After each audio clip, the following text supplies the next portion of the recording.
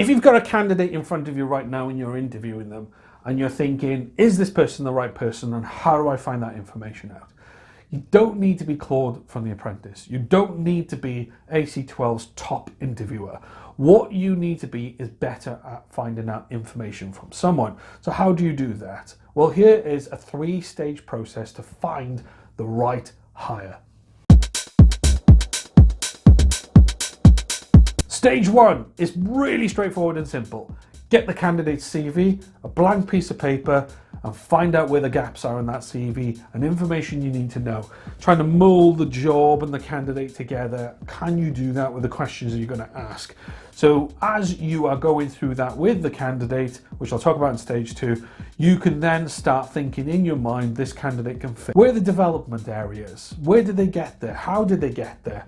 What's it like working at a company? Did they give them the right training and information? How did they do that? Find out things about their education, find out things about their personal life to a point. You don't need to know their inside leg measurement, but you need to find out about the person. What makes them tick? What did they do for fun? But also what is actually extremely important. If you've got them in front of you and the information you have seen on their CV and you think, oh, that guy could fit this job quite well, you need to start thinking about things. Can I develop them? Can I train them? Can I coach them? Are they coachable? Are they developed? How much time and effort have I got to put into this? You know, you may have targets, you may have processes. Does this person need to hit the ground running, or are you quite happy to put 2, 3 weeks, 6 weeks, 6 months time into this particular person to get them to the next level? You can't go into an interview cold and wing it thinking you're going to get the relevant information, because what you're going to do is miss stuff.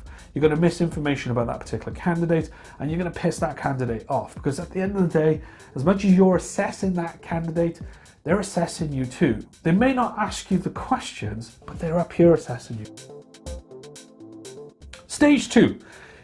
Again, straightforward as it is, but this is the interview. This is when you've got that particular human being in front of you and you need to ask them questions that you have just created.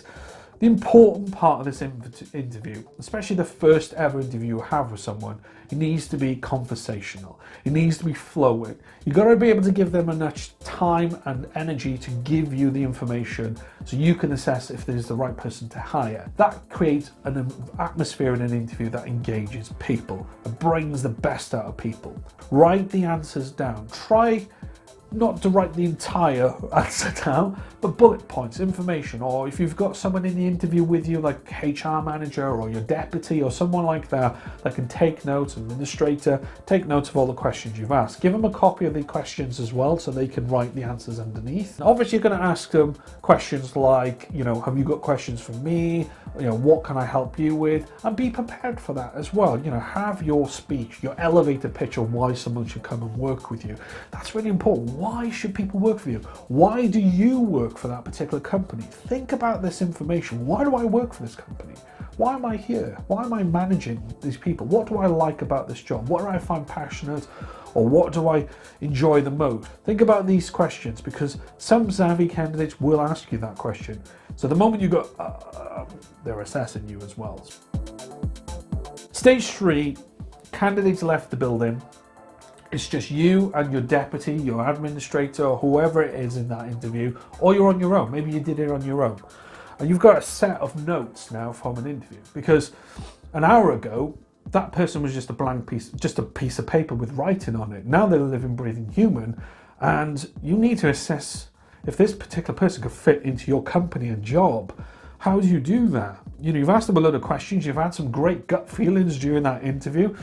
You're thinking, you know what, I can really hire this person. But before you make that decision, yes, I can, look at the information that's been provided.